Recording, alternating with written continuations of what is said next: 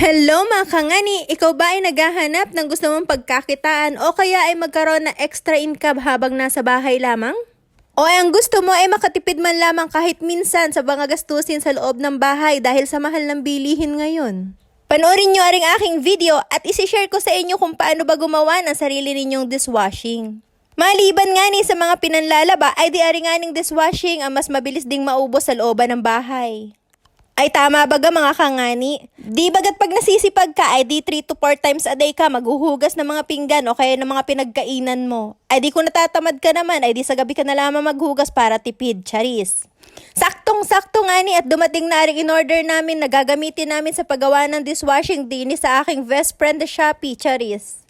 Kaya naman binuksan na din namin kaagad yan at hindi na namin pinatagal para ma-check namin kung kompleto bagay yung nasa loob ng box. Ay hinahanap nga ni namin yung catalog din na nasusundan kung paano baga-ari gawain. Syempre dapat ay may susundan tayo para hindi tayo magkamali.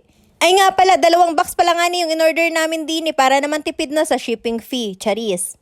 Ay andini pala sa second box yung susundan naming instruction para naman mas madali at hindi tayo magkamali. Ay di i-check muna namin kung tama ba yung mga item na pinadala din sa isang box. Ay di ari na nga ni, sa palagay namin ay tama na. Ay di ari na nga ni at sisimulan na natin ang paggawa. Ay niready na nga ni namin aring isang timba. Ang size nga ni ng timba na ginamit namin dyan ay yung pang 24 liters na. Dahil ang gagawin naming dishwashing ay 17 liters para naman may allowance pa. Tara at simulan na natin gawin ang ating DIY dishwashing. Dini nga ni sa timba na walang laman ay ilalagay muna natin ay aring isles o sales. Ang susunod naman dini ay salt. Pagkatapos ay ilalagay na din aring degreaser. Pagkatapos nganing mailagay ang tatlo, ay haluing mabuti hanggang maging paste-like ang itsura nito. At syempre, kailangan nating saidin yung mga nasa bote, kaya naman lagyan natin ng kaunting tubig yan para mawala yung mga natitirang latak, charis. At pag medyo okay na nga ang itsura, ay di syempre maglalagay na tayo ng 1 litrong tubig. Hindi mo kailangan biglain yung tubig na ilalagay mo dahil paunti-unti lamang para hindi naman mahirap haluin. Kailangan ay matunaw mo na yung mga una mo na ilagay. Paunti-unti nga niyan lagay ng tubig hanggang sa umabot ka sa ganaring point. Pag umabot na nga niyan tubig mo sa 16 liters, ay hindi mo pa rin hihinto ang paghahalo dyan. Haluin mo ng haluin hanggang sa makita yung braso, charis. Kung napansin nyo nga ni ay sampi na ang aming pinaghahalo dyan, ay nahirapan na nga ning ipanghalo yung stick dahil masyadong maliit.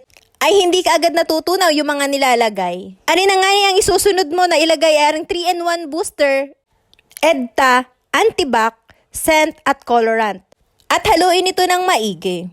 Hanggang sa palagay mo ay talaga namang natunaw na lahat ng mga nilagay mong mga ingredients. Yung palagay mo ay pinong-pino na at maganda na sa paningin mo, charis.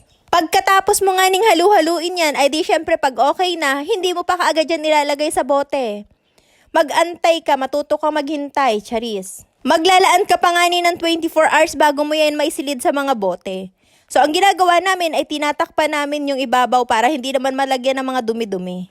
At pagkatapos nga ni ng 24 hours, ay diari na nga ni at pwede na mong isilid sa mga ganaring lagayan. Kung pambenta, ay dilagyan mo na lamang ng label. At kung panggamit lang din naman, ay dilagay mo na lang sa isang lagayan na siguradong makakatipid ka.